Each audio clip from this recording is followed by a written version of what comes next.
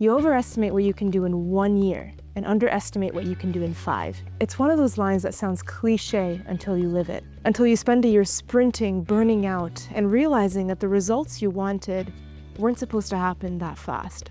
Tony Robbins said that years ago, and I still think about this almost every week, because it's true. We've been conditioned to move fast, to build fast, to win fast. But what if the game was never meant to be fast? What if the ones who win are actually just the ones who stay? We live in a world that's obsessed with right now. If the video doesn't go viral within 24 hours, you think it's a flop. If your business doesn't make 6 figures within 6 months, you think you're behind. If you don't see physical changes after 2 weeks of training, you start thinking, maybe this isn't for me. We don't give anything enough time to compound. We've mistaken movement for progress, noise for momentum. Jim Rohn used to say, success is neither magical nor mysterious. It's the natural consequence of consistently applying the basics. In that line, consistently applying the basics, that's the part that breaks most people. Because consistency is boring. There's no applause for it, no dopamine rush, just quiet repetition. But that's what makes everything you want. There are going to be seasons in your life where nothing seems to move. You'll show up every day and feel like you're walking in circles. And your mind will tell you, maybe you're not cut out for this. Maybe it's not working. Maybe you should pivot. But the truth is, it is working. You just can't see it yet. It's like planting a tree. You don't dig it up every week to check the roots. You water it, you protect it, you wait. Warren Buffett said it best, someone's sitting in the shade today because someone planted a tree a long time ago. That's how success works. You plant something small and then you wait in faith. Not in frustration, but in faith. The people you admire aren't smarter than you. They aren't luckier. They're not even more talented. They just stayed long enough to become undeniable. You see the polished version of them now, but not the 5 years of repetition that came before anyone cared. John Maxwell calls it small disciplines. The tiny reps that look meaningless in the moment, but that change your life over time. The difference between a master and a beginner isn't skill, it's time applied. When you think about athletes, entrepreneurs, creatives, people who really perform at the highest level, they all have one thing in common. They didn't stop when it got quiet. Because the quiet part, that's where you're being built. I realize most people fail not because they're lazy, but because they gave themselves a timeline that was too short. They wanted proof after 30 days instead of evidence after 3 years. But the long game doesn't work like that. You can't microwave mastery, you can't skip the reps, and you can't rush your identity. It takes time for your nervous system to believe that you are the person that could handle what you asked for. So every time that you try to speed it up, life slows you down. Not as a punishment, but as preparation. Because if it came faster, you wouldn't be ready to hold it.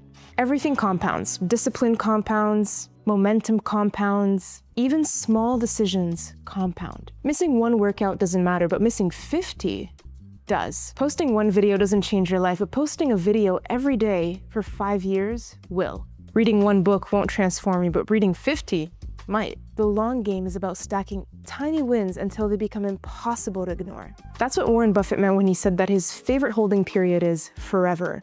Because real wealth, in every sense, is built in patience. And patience is just trust in disguise. Playing the long game isn't glamorous. You'll have to watch people rise faster than you. You'll have to cheer for people who started after you, but got there first. And you'll have to hold your own vision without any evidence that it's actually working. That's the real test. Can you still show up when no one is clapping? When you're tired, unseen, and unsure? Jim Rohn said, we must all suffer from one of two pains, the pain of discipline or the pain of regret. The pain of discipline hurts now. The pain of regret hurts forever. So choose the pain that builds something. Here's what I know now. You don't need to reinvent yourself every season. You just need to outlast the one you're in. Every failure compounds into wisdom.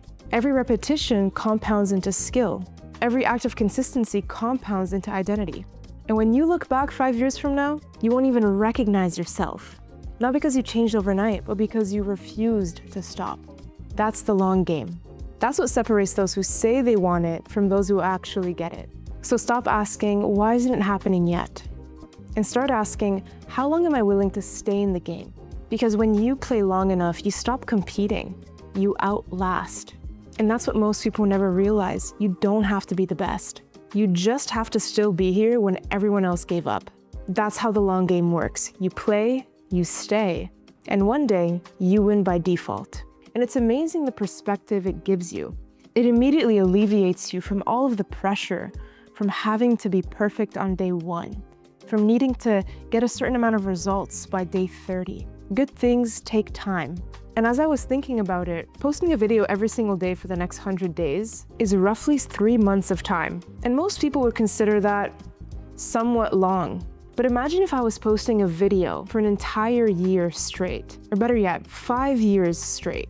1 YouTube video every single day. Success at that point feels inevitable. And I think I'd rather live in that certainty that if I just kept going, no matter what, so long as I really love it and I feel very fulfilled by it and I feel like I'm really contributing and it's part of my mission and it's ingrained with my values, what kind of impact would I really make? It's when you start thinking of everything in 5 or 10-year plans that the pressure just wears off. Pick that one thing that you really want to do, that you've been holding off, and ask yourself, how long would you be willing to stay in the game? Maybe your answer might surprise you, but it's worth a thought. This is day 20 out of 100 bold. Wow, we've made it to 20 days. This feels amazing, and I'm so happy that you're here. There's been a couple people who have started challenges. I want to shout them out.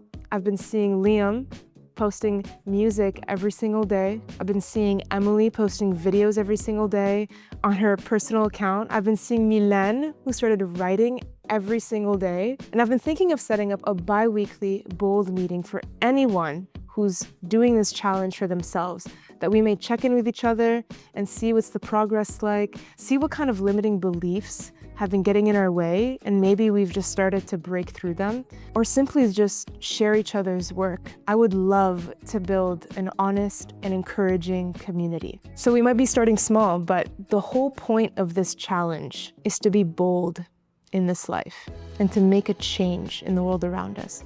When you're really bold, you start inspiring other people to do the same. And I think there's no greater gift in this world than to be able to live up to your potential and help others live up to theirs. So if you've started your bold journey so far, please feel free to DM me. I'd love to set up a bi-weekly chat, whether it's you and I or us, the group, and I think it's an amazing way to support each other. Thank you again for being part of this journey with me and witnessing my growth, and I will see you tomorrow at 7 a.m. And remember, to act bold, you need to be kid brave again.